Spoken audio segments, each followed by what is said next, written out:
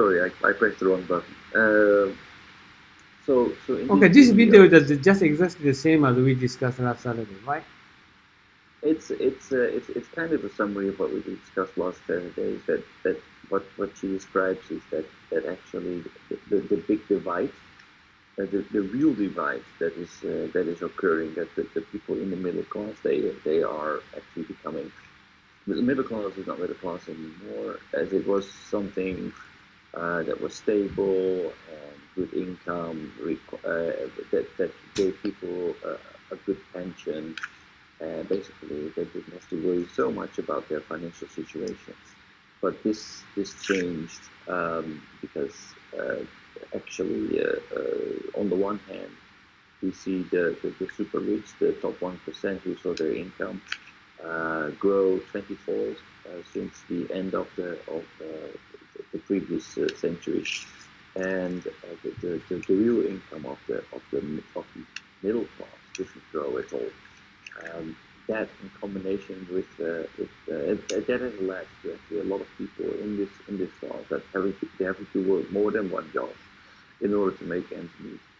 So they're not only having their regular job, but they're doing side things, side jobs, um, to make enough money to pay for the rent, because rents, etc., are increasing.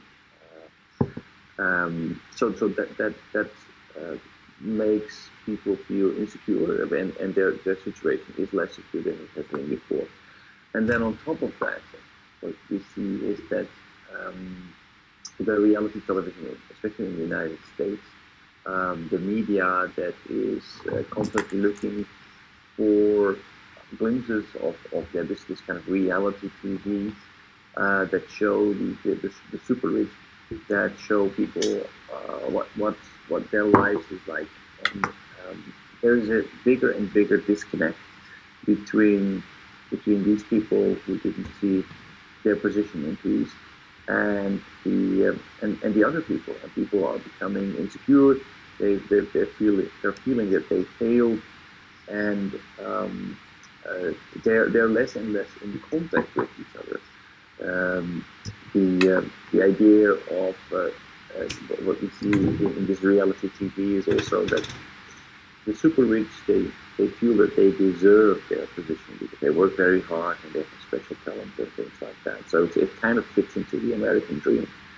But if this kind of society is going to spread to other countries, like uh, it will lead to a more divided society, less communication between different groups in society, and we know from history that when communication starts to decrease, when interaction between groups start to decrease, that's going to increase the divide, and that's going to increase the chance of uh, tensions between groups, um, which could lead to a divided society, which could lead to conflicts, and could basically undermine our society as a whole. Right. Now, why? Because ultimately, people feel that if the system doesn't work for them, they want to overthrow it. Mm. This is something of that we see time and time again in history. Um, this is what the revolutions are made of. This is what wars are made of, where people in one country felt that people in other countries were unrightfully having a disadvantage, so they went to war and take what they felt was theirs. It's the same thing what happened for example, with the Russian Revolution and the French Revolution. Um, if you take away basically the glue, if you let the divide between different groups in society increase and increase, then the chances of revolution, the chances of overthrowing the system will become bigger and bigger. Mm. Now, Japan is a kind of a special society, where we have we have more cohesion within the society and less divides within the society. But what we see is that in a globalized world is that actually the possibilities uh, to increase your wealth, the global infrastructure is accessible to anyone, including the Japanese. So I wonder how long it's going to take um, until we can see a widening gap between um, the rich and the poor in Japan as well. Exactly. Mm. Mm. Many people, So that, many people, they do not recognize the current situation. A big divided world is coming on up here in this world, not only in the United States, but also the rest of the world, especially developed countries. Right? So we don't take any action so far. And just recently, we have caution for IT Titan companies. Uh, they get a lot of money evading taxes. So France against their business approach, so they charge 3% tax for the business in their own countries. So it's kind of phenomenal just going to start. And Europe, they just did the same issue for big American companies. United States, Trump, they don't take action for actually the poor people. He declared when he got his under election, he tried to say middle class, but actually nothing happened so far. But he recognized the issues.